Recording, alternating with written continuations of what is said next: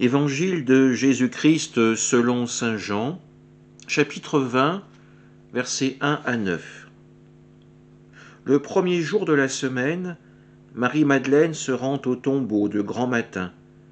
C'étaient encore les ténèbres. Elle s'aperçoit que la pierre a été enlevée du tombeau. Elle court donc trouver Simon-Pierre et l'autre disciple, celui que Jésus aimait, et elle leur dit : On a enlevé le Seigneur de son tombeau, et nous ne savons pas où l'on l'a déposé. Pierre partit donc avec l'autre disciple pour se rendre au tombeau. Ils couraient tous les deux ensemble, mais l'autre disciple courut plus vite que Pierre et arriva le premier au tombeau. En se penchant, il s'aperçoit que les linges sont posés à plat. Cependant, il n'entre pas. Simon-Pierre, qui le suivait, arrive à son tour. Il entre dans le tombeau. Il aperçoit les linges posés à plat, ainsi que le suaire qui avait entouré la tête de Jésus. Non pas posé avec les linges, mais roulé à part à sa place. C'est alors qu'entra l'autre disciple, lui qui était arrivé le premier au tombeau. Il vit et il crut. Jusque-là, en effet, les disciples n'avaient pas compris que, selon l'Écriture, il fallait que Jésus ressuscite d'entre les morts. Acclamons la parole de Dieu. Marie-Madeleine se rend au tombeau. Autour d'elle, c'est encore les ténèbres qui l'entourent.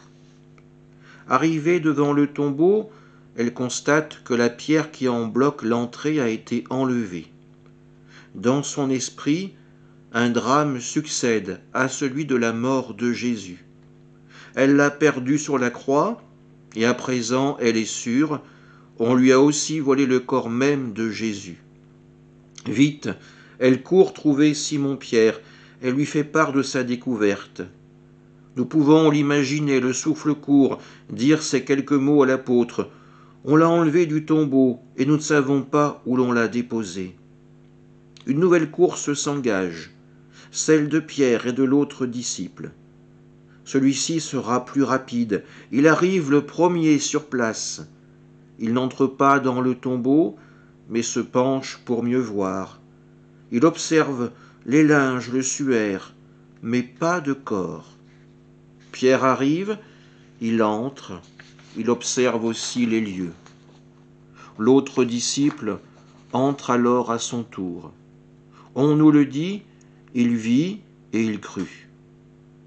Dit comme cela, ces mots semblent anodins. Mais qu'a-t-il vu ? Pas le corps, mais l'absence de corps. Il voit que les paroles de Jésus se sont réalisées. Il est monté à Jérusalem, il y a souffert, il y est mort, et à présent, oui, ce disciple le croit, Jésus est ressuscité.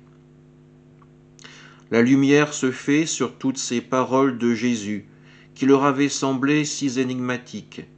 La promesse de Dieu s'est réalisée, la mort a été vaincue.